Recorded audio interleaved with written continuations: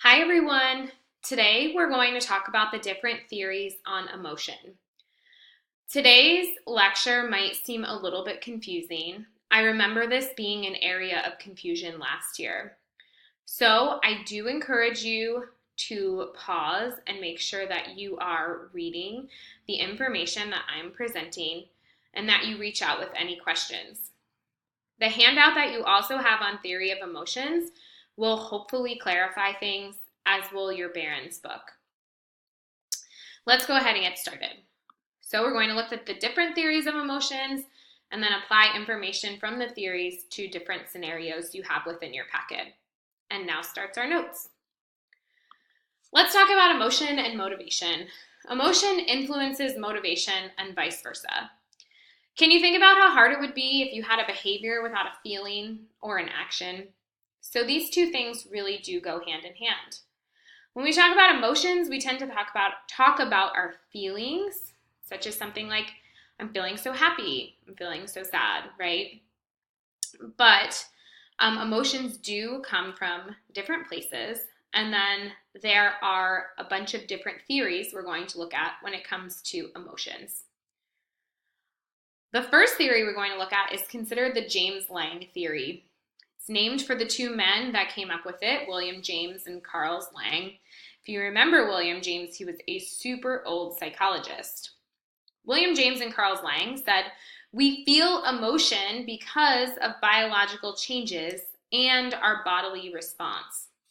So we feel whatever this emotion is because we have some type of bodily response.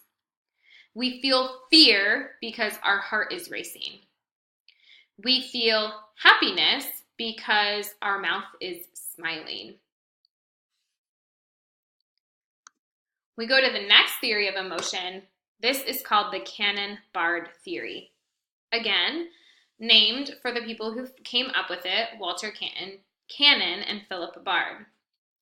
Cannon-Bard theory said that there's a biological and a mental component when it comes to feeling emotion. So there's some type of biology, something going on with our bodies, and then the mental awareness of an emotion at the same time. It kind of goes back to these parts of the brain that we've talked about in previous units, where our thalamus receives information about our environment, sends information to our nervous system, and then creates an awareness of an emotion. If we think about this as a formula, this is my body does whatever action, the biological component, at the same time I feel whatever the emotion. My hands sweat at the same time I feel anxious. My hands shake at the same time I feel fearful or nervous, right? So there is something anatomically happening with us, and then we have a mental awareness of an emotional state. Next theory we have is called the two-factor theory. It comes from a guy named Stanley Schachter. The two-factor theory is more complete than both James Lange and Cannon-Bard.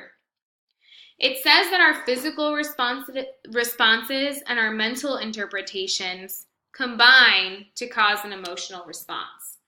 So it kind of takes both of the theories that we've talked about and it puts them all together. It says that whatever emotion we're feeling depends on the interaction between biology and cognition, what we are thinking. If we break this down into a formula like we have others, you have some type of action, your body responds, and you feel some type of emotion. You have an argument, your heart starts pounding, and you think, I'm so mad. You get a good grade, you feel relieved, and you think, I'm so happy. So it's kind of this combination of the previous theories on emotion. While we're talking about emotion, I do want to highlight for you this concept of nonverbal expressions of emotion. Lots of researchers have researched emotion, and they actually found that regardless of the culture that we grow up in, We express emotions non-verbally by facial expressions.